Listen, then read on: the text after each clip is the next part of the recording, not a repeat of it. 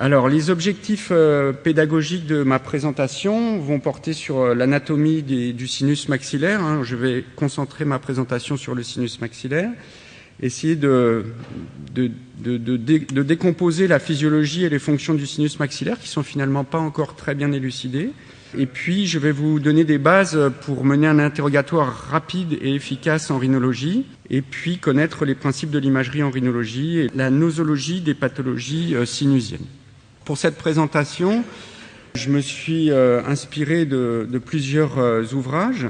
Tout d'abord, le rapport de la Société française d'ORL. Alors, il faut savoir que l'Association française de rhinologie, c'est une association de surspécialité qui est une émanation de la Société française d'ORL.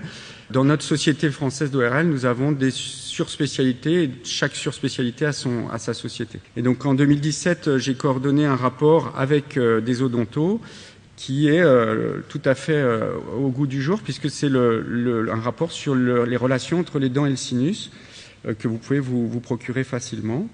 Et puis, je me suis inspiré également de 2 consensus européens qui sont donc émis par la Société européenne de rhinologie.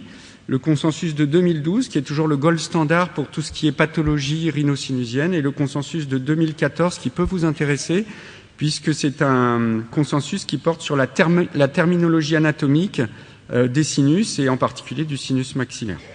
Alors, le sinus maxillaire, comme je vous le disais, c'est un peu notre terrain de jeu à nos 2 spécialités. C'est une zone qui est frontière entre nos 2 spécialités.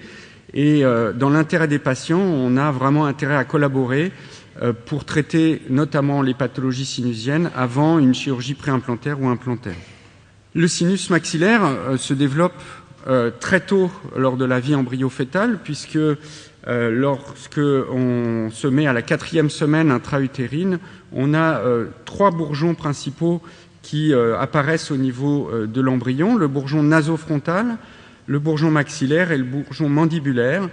Ces 3 bourgeons vont encercler une dépression qui s'appelle le stomodéum, c'est la future bouche, et progressivement, ces bourgeons vont fusionner entre eux, et pour ce qui nous intéresse, les sinus vont se développer à partir du bourgeon nasofrontal, et notamment du bourgeon nasal et de la gouttière olfactive. Alors, quand on regarde une coupe transversale d'un fœtus à la 7e semaine, on voit une zone qui s'appelle le récessus olfactif, que j'ai entouré en rouge, et à l'intérieur de ce récessus, il va y avoir un développement de cavités de relief qui sont les futurs cornets et les futurs sinus.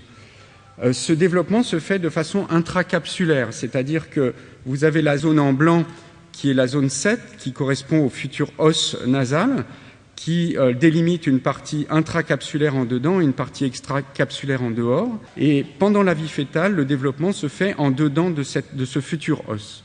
Et donc vous voyez sur les figures qui sont à droite, les premières dépressions, les premiers reliefs qui constituent les cornets, et progressivement, il va y avoir des expansions de la future muqueuse qui vont fusionner entre elles et former ici le cornet inférieur, ici l'inciforme, ici le cornet moyen, et là, il va y avoir une fusion entre les différentes expansions qui vont former l'ethmoïde antérieur. Et finalement, on voit les premiers récessus qui vont être les futurs sinus, ici le récessus ethmoïdo-maxillaire, et là, le récessus ethmoïdo-frontal, qui vont constituer l'ébauche des premiers sinus frontaux, ethmoïdaux et maxillaires.